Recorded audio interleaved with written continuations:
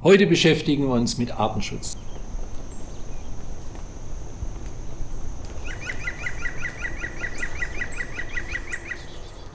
Artenschutz, warum ist das überhaupt wichtig? Weil viele Kakteen und andere Sukkulenten, das ist ja jetzt mal unser Thema und unser Gebiet, in der Natur schon von sich aus bedroht sind. Sie besiedeln ganz extreme Standorte, oftmals welche, wo sie sowieso selber schon gefährdet sind aufgrund von den geringen Niederschlägen.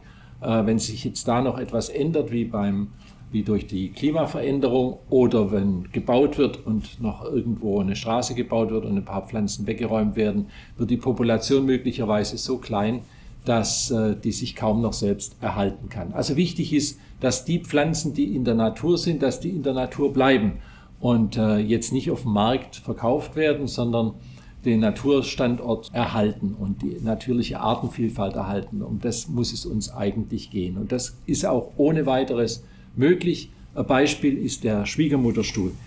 Der Echinocactus grusoni ist ursprünglich beheimatet in Mexiko, besiedelt dort nur noch ein ganz kleines Areal. Es gibt nur noch ein paar Handvoll Pflanzen, aber die machen sehr viel Samen und können in Kultur hervorragend vermehrt werden, sodass wir heute in den Kakteengärtnereien auf der ganzen Erde Millionen dieser Pflanzen produzieren. Die wachsen auch sehr schön und sehr schnell. Sowas hier ist vielleicht 3-4 Jahre alt. Und wirklich interessante, schöne Pflanzen mit dieser gelben Bedornung. Darum wird er auch so gerne gekauft. Die Pflanzen sind sozusagen potenziell gefährdet, sagt das Washingtoner Artenschutzabkommen, das 1973 von Deutschland unterschrieben worden ist und seither für uns hier gilt. Inzwischen ist es auf die ganze europäische Gemeinschaft ausgedehnt. Deswegen wird eigentlich nur reguliert, wenn Pflanzen von außerhalb der EU in die EU verbracht werden oder von der EU in ein außereuropäisches Land. Und da ist jetzt als Nachbarland die Schweiz gefragt, die eben auch diesem Washingtoner Artenschutzabkommen beigetreten ist.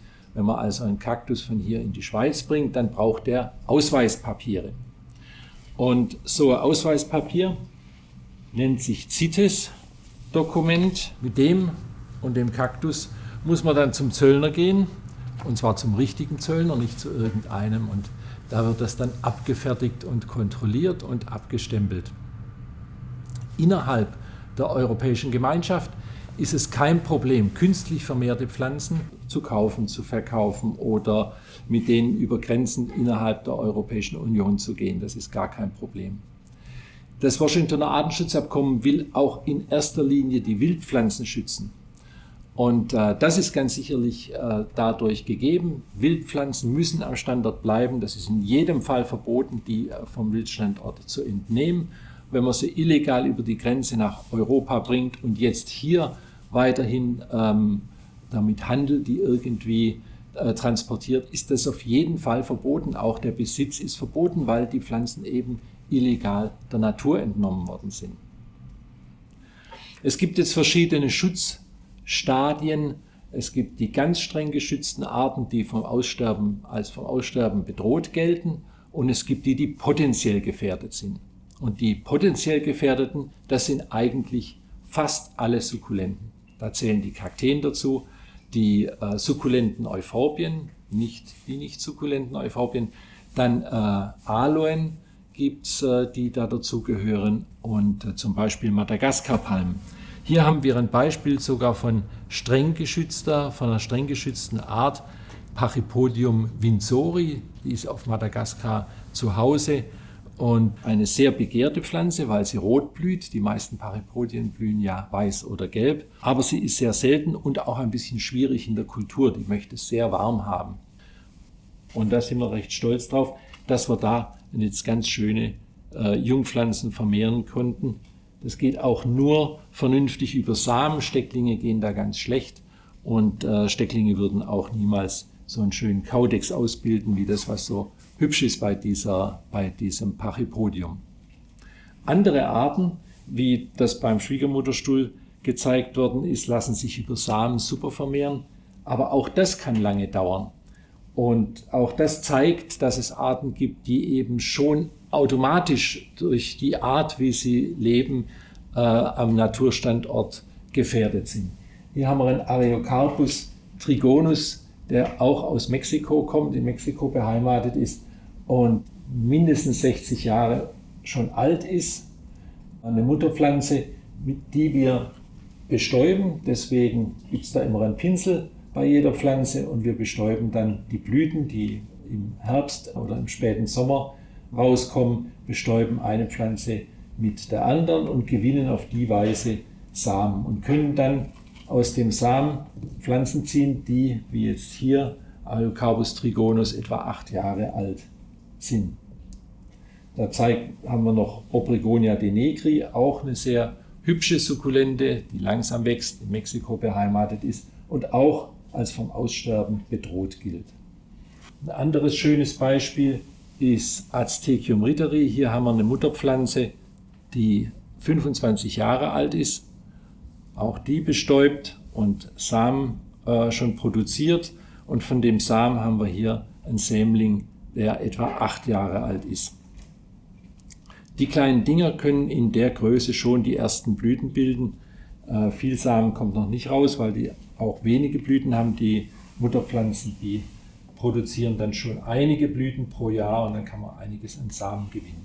Wenn wir also Samen gewonnen haben, dann kann man aussäen und so ganz schön die Sachen nachziehen. Das braucht natürlich Zeit. Das, was man kaufen kann, ist meistens noch ein bisschen kleiner, wenn es erschwinglich ist. Auf jeden Fall kann man sicher sein, dass diese Pflanzen aus gärtnerischer Kultur sind. Das ist ja das, worum wir uns bemühen. Wir wollen, dass die Pflanzen, oder das ist mir das Hauptanliegen, ja, dass es Pflanzen gibt, die aus gärtnerischer Kultur zur Verfügung gestellt werden, sodass gar kein Interesse daran bestehen muss, jetzt irgendwelches Material vom Naturstandort zu nehmen, die heimischen Populationen, die wildlebenden Populationen zu dezimieren.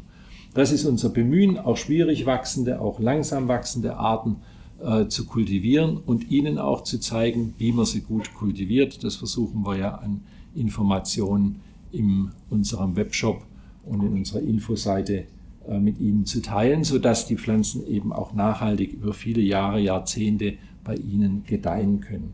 Hier haben wir noch ein schönes Beispiel von einer Pflanze, die Hoodia gordoni, die in der Natur eigentlich riesige Bestände gebildet hatte. Und die Ureinwohner, die haben die genutzt. Wenn die auf die Jagd gegangen sind, sind die bis zu 14 Tage unterwegs gewesen, haben kein Proviant mitgenommen, sondern unterwegs, wo sie an Hoodias vorbeigekommen sind, so zack, immer mal wieder einen Trieb abgebrochen und den gegessen. Der Appetit wird dadurch gezügelt. Die sogenannte Schlankmacherpflanze wurde dann entdeckt. Ja, und solange die Sahen die Pflanzen so genutzt haben, sind die natürlich nie ganz zerstört worden und haben sich immer weiter verbreitet, während das im Westen bekannt geworden ist und dann ein großer Bedarf an dieser Pflanze entstanden ist und man dann die Wildbestände relativ stark dezimiert hat, um Schlankmacherpillen daraus zu produzieren.